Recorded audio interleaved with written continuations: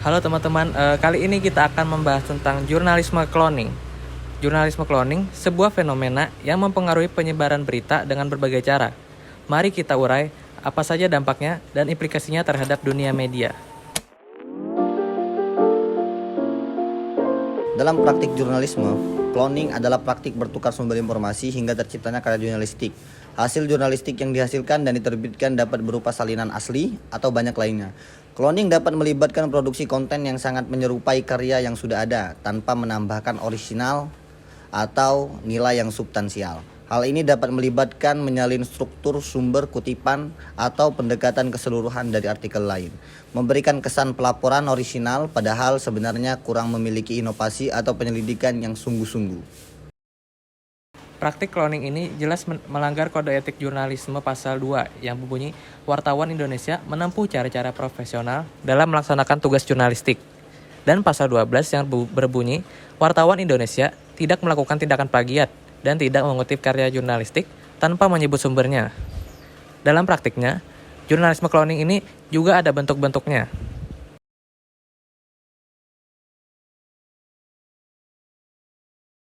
1.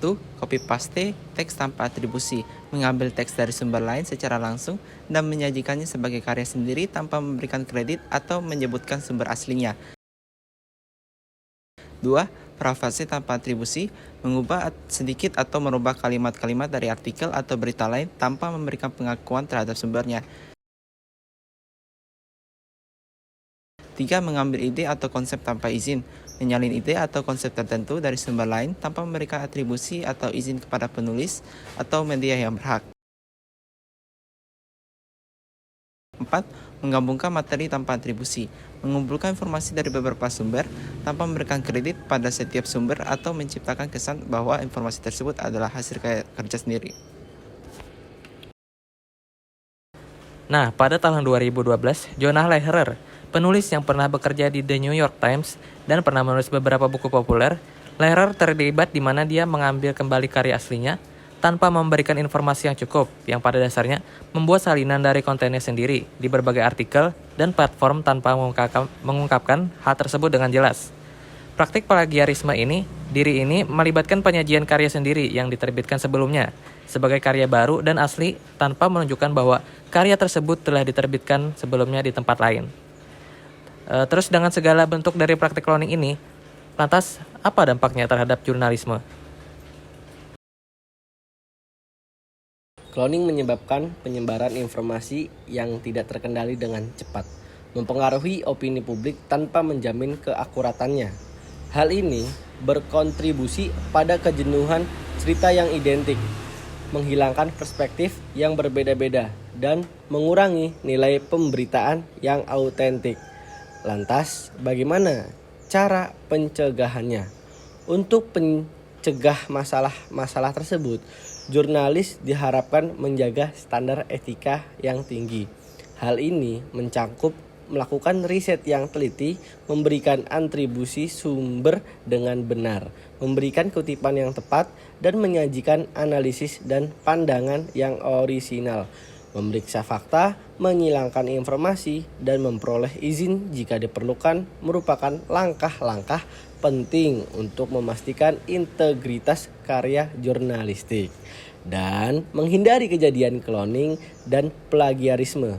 Selain itu, organisasi media seringkali memiliki pedoman editorial dan alat deteksi plagiarisme untuk mencegah praktik-praktik yang tidak etis tersebut.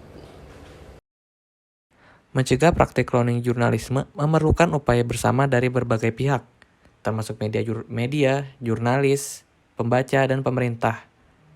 Ada beberapa langkah yang dapat dilakukan untuk mencegah jurnalisme cloning, yaitu meliputi yang pertama, pelatihan etika jurnalistik, yaitu memberikan pelatihan kepada jurnalis-jurnalis tentang pentingnya integritas, penelitian yang cermat, dan prinsip-prinsip jurnalisme yang etis. Yang kedua adalah penegakan standar jurnalisme. Media harus menerapkan standar tinggi dalam menghasilkan berita, termasuk verifikasi informasi, penulisan yang akurat, dan pemberian atribusi yang tepat kepada sumber. Dan yang ketiga adalah penguatan hukum dan peraturan, memiliki regulasi yang jelas dan ditegakkan secara konsisten, terkait dengan praktik cloning jurnalisme dapat menjadi penghambat serta memberikan sanksi bagi pelanggar. Ya, terima kasih telah menonton video kami ini. Kali ini kami menjelaskan aspek penting landscape media ini. Ingat, pilihan yang terinformasi dan pemberitaan yang bertanggung jawab mendorong lingkungan media yang lebih sehat.